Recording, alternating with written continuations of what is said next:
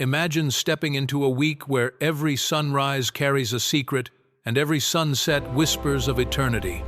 A week where triumph and tragedy walk hand in hand, and where the world holds its breath as heaven and earth collide. This is not just history, it is a living story that still calls us today. Holy Week isn't a series of old events.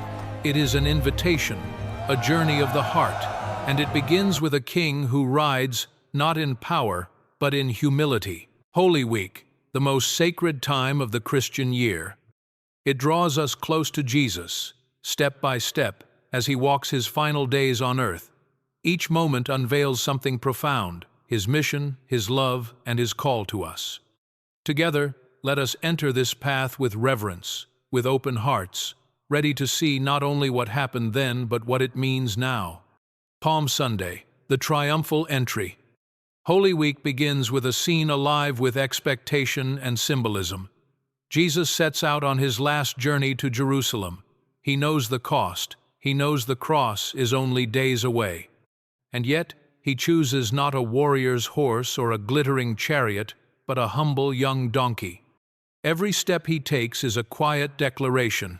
My kingdom is not of this world. Crowds gather, their voices rising with joy.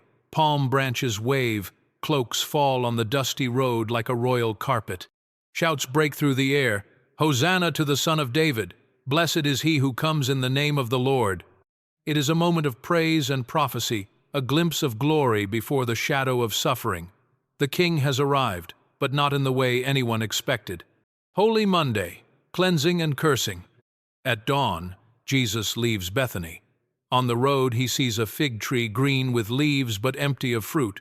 He curses it, a living parable of faith that looks alive but bears nothing real.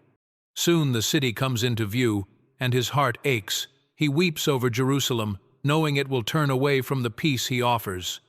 At the temple, his sorrow turns to holy anger. Tables crash to the ground, coins scatter, animals scatter in fear. His voice thunders, My Father's house shall be a house of prayer, but you have made it a den of thieves. By evening, the city quiets, and Jesus returns to Bethany once more. Holy Tuesday, teachings and warnings.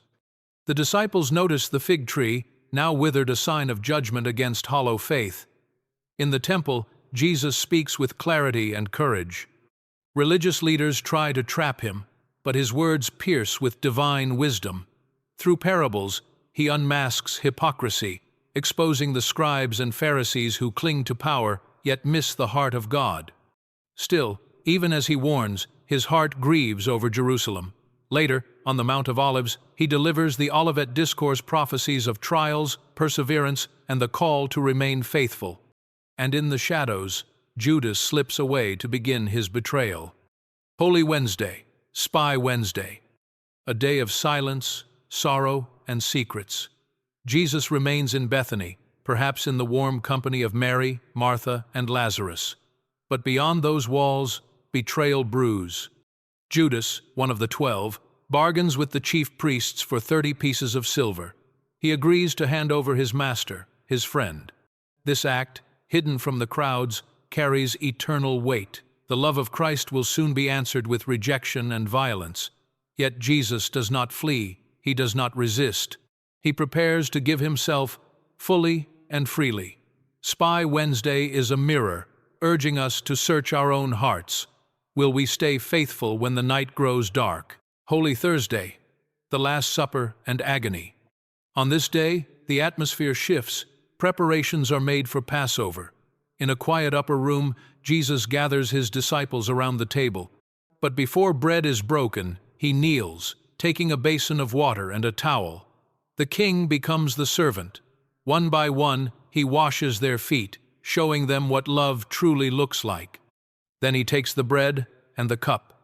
He blesses them, gives them, and speaks words that echo through eternity. This is my body, this is my blood. Here, in the intimacy of fellowship and the shadow of sorrow, the new covenant is born. As the meal comes to a close, Judas slips quietly into the shadows, his heart already bound to betrayal. Jesus, with the remaining disciples, walks into the stillness of Gethsemane. The night is heavy, and the air itself seems to carry the weight of what is to come. In that garden, beneath ancient olive trees, he kneels. The agony presses so deeply that his sweat falls like drops of blood, yet his prayer is not resistance but surrender. Not my will, but yours be done. The silence is soon broken.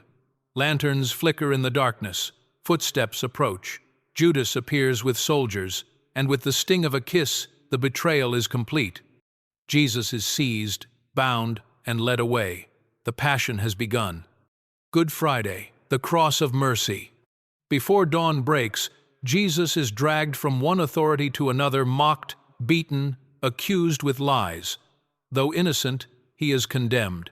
By mid-morning he stands before Pilate. The crowd shouts with one voice, "Crucify him!" Pilate hesitates, but fear outweighs justice, and he delivers Jesus to death. Soldiers strip him, press a crown of thorns upon his head, and jeer, "Hail, King of the Jews!" His back torn by scourging, his body trembling with pain, Jesus shoulders the cross and begins the climb through the crowded streets. He stumbles under the crushing weight until Simon of Cyrene is pulled from the crowd to carry it beside him.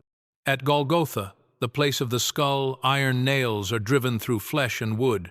The sky begins to darken. From the cross his words are not curses but mercy. "Father, forgive them, for they know not what they do." Through the agony, he speaks 7 final sayings, words of love, of thirst, of surrender. He entrusts his mother to John. He gives his spirit into the Father's hands, and with one last cry, he breathes his final breath. At that moment, the earth quakes, rocks split, the temple veil is torn from top to bottom, as if heaven itself mourns. A soldier pierces his side, and blood and water flow, signs of a love poured out completely. As the sun sets, his body is taken down with reverence, wrapped in linen, and laid in a borrowed tomb. A great stone is rolled across the entrance. To the disciples, it feels as if all hope has been buried with him. Holy Saturday, the silence of waiting. Now comes a day of silence. The body of Jesus lies cold in the tomb. The disciples scatter, broken and confused, their dreams shattered. The world feels empty, like creation itself has lost its heartbeat. And yet, silence is not the absence of God, it is the waiting room of resurrection. Guards seal the tomb, but no chain of man can bind the will of heaven. Holy Saturday whispers to every believer, wait, trust, for something greater is on the horizon. Easter Sunday, the dawn of new creation. Before dawn on the 3rd day, the impossible happens. The stone is rolled away, the tomb is empty, death has lost its grip, Jesus is risen. Mary Magdalene, weeping in despair, hears her name spoken by the risen Lord, and suddenly joy floods her soul. The other women encounter him at the tomb. 2 disciples walk with him on the road to Emmaus, their hearts burning as he opens the scriptures. He appears to Simon Peter, to the gathered disciples, even to Thomas, who doubts until he sees and touches. These are no visions, no fading dreams. The risen Christ walks, speaks, eats, and blesses. The resurrection is not just an ending, it is the beginning of a new creation. Without it, the gospel holds no power, but because he lives, everything is transformed. Death does not have the final word. Life does, hope does, Christ does. And so, as we walk through Holy Week into the light of Easter, the question lingers for each of us. How will we live in the power of this resurrection? Will we let the cross and the empty tomb reshape our hearts, our choices, our very lives? Take a quiet moment. Pray. Reflect. Let this story breathe life into your story. And if it has stirred your heart, share it with someone who needs hope today. For the journey does not end at the tomb. It begins anew with Christ alive and with us walking in his light.